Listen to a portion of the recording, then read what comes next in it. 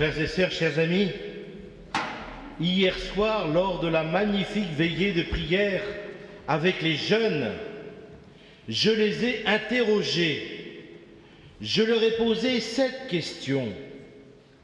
Quel est donc pour vous l'essentiel dans la vie?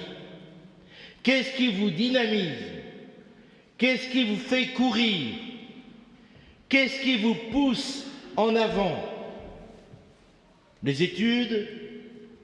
Les engagements? Probablement, mais ce n'est pas sûr.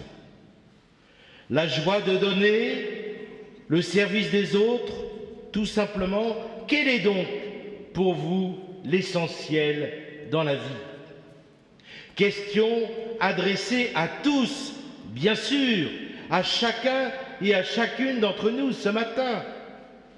Mais combien de fois ai-je été moi-même interrogé? Et vous? Pourquoi êtes-vous prêtre? Question posée souvent par un jeune, question posée avec curiosité, mais toujours avec beaucoup de sympathie. Tenez, écoutez ce qu'écrivait un jour un séminariste quelque temps avant son ordination de prêtre. Je le cite. On parlait de temps en temps à la maison de la vocation des prêtres, mais parmi la diversité des choix possibles, sans l'occulter, sans non plus trop insister. Et de fait, la question ne me touchait pas spécialement. Mais voilà, il y a eu comme des tilts, une phrase qui résonne un jour un peu plus fort, un événement plus marquant, et surtout une rencontre qui a été vraiment le point de départ. C'était vers 15 ans, lors d'un week-end d'aumônerie. J'ai été interpellé par le témoignage d'un moine. Oh, il n'avait sans doute rien dit de si extraordinaire que cela. Et pourtant, je l'avais trouvé rayonnant. Et je me disais, c'est donc possible d'être moine et d'être heureux. La question est alors venue, et elle ne m'a plus jamais quitté. Prêtre, pourquoi pas moi? Puis il ajoute ces quelques mots. Dans ce petit événement, une rencontre d'apparence anodine, je relis aujourd'hui l'appel de Dieu, un appel qui est venu me rejoindre au plus profond de mon cœur, un appel qui bouscule pendant des mois et des années, et finalement, pour toute une vie. Je suis le bon pasteur. Mes brebis écoutent ma voix. Moi, je les connais et elles me suivent. À quel moment Jésus se présente-t-il donc comme le bon pasteur? Au milieu des flûtes, des tambourins et des pâquerettes? Non. Il vient de vivre une journée bien difficile, tragique même. Certains autour de lui déforment la parole de Dieu. L'image du bon pasteur n'est pas gentillette et naïve, avec des pommettes roses, la tête inclinée et un regard doucereux. Le berger des pentes alpines, celui des sables du désert, du Jura ou de Lozère, il a l'œil vif, les traits burinés par le vent, le soleil ou les intempéries, il veille. L'Évangile selon saint Jean nous place devant un berger à la fois fort et courageux. Il défend ses brebis contre les bêtes sauvages, il endure la chaleur du jour, il lutte contre les peurs de la nuit. C'est un pasteur d'humanité. Je suis le bon pasteur. Mes brebis écoutent ma voix, moi je les connais et elles me suivent.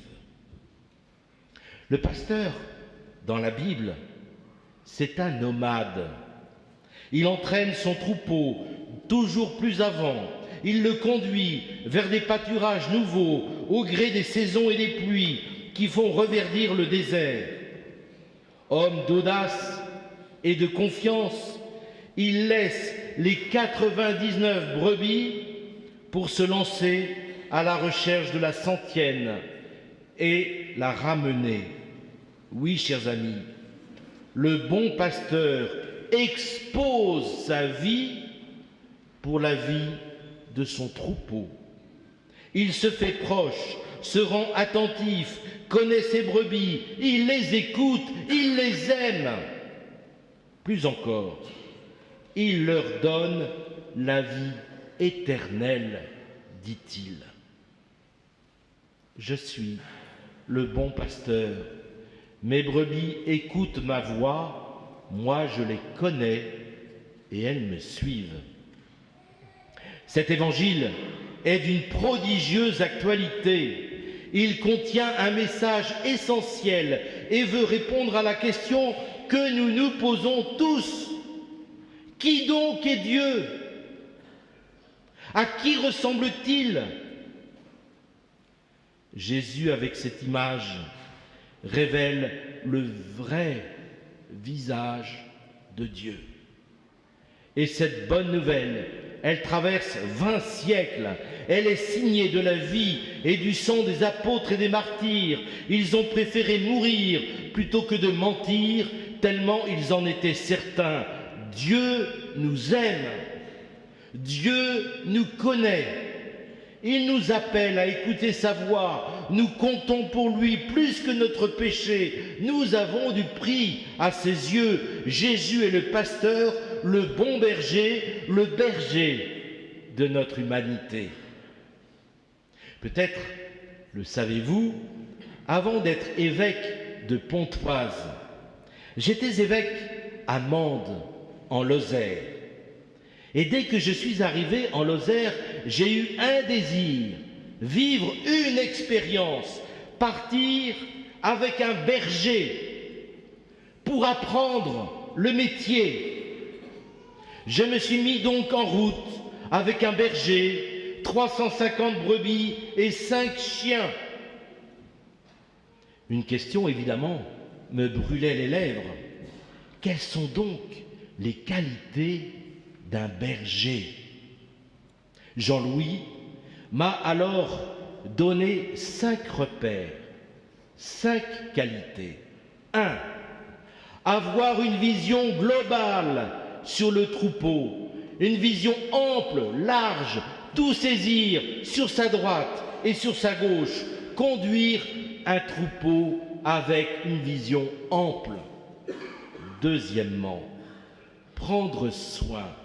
Mais Jean-Louis m'a dit, vous savez, il y a les soins et il y a le soin, c'est-à-dire la qualité de relation au troupeau, être calme et paisible. Troisièmement, la patience. Et il a ajouté, le ventre du berger passe après le ventre de la brebis. C'est pas vous qui décidez qu'on rentre à la bergerie. C'est le troupeau, ce sont les brebis. Et pendant ce temps, vous attendez la patience. Quatrièmement, le pasteur ressemble au berger et le berger finit par ressembler au troupeau. C'est ce que m'a dit l'archevêque de Montpellier le jour de mon ordination épiscopale.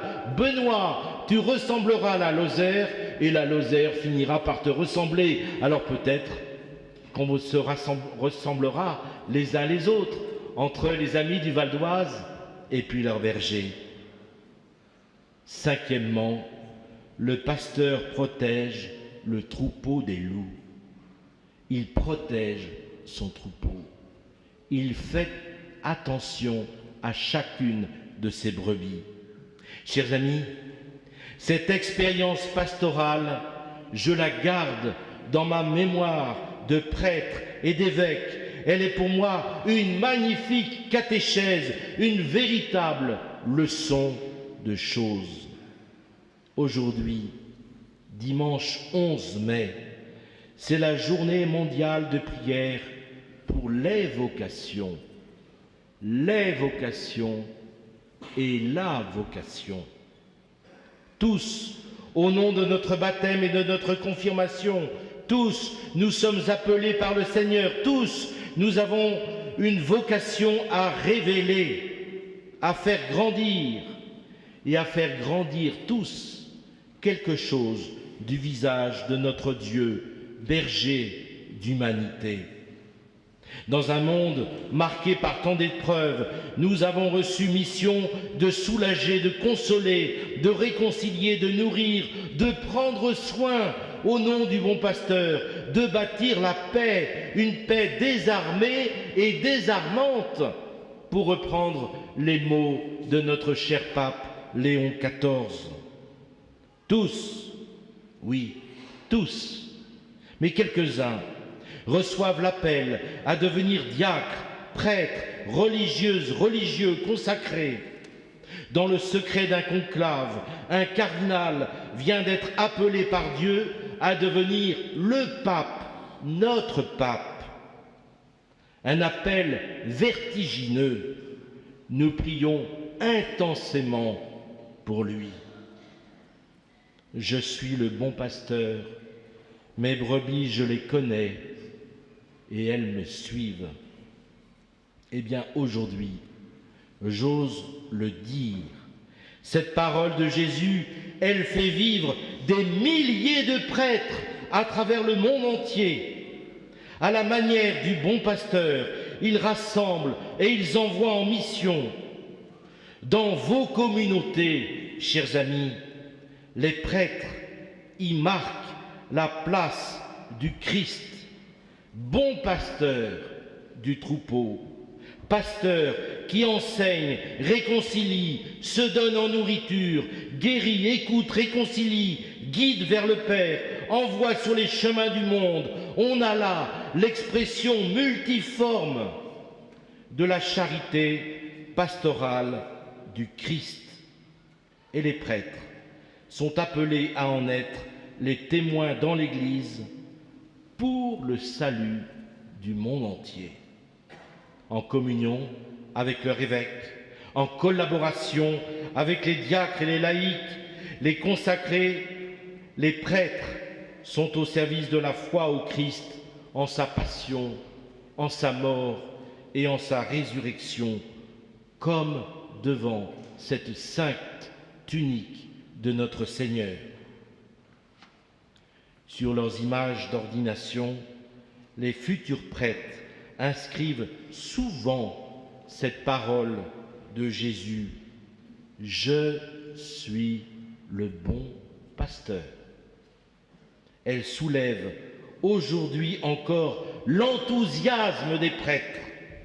C'est tout notre bonheur pour servir l'Église et le monde, pour servir le monde aimé de Dieu. Amen.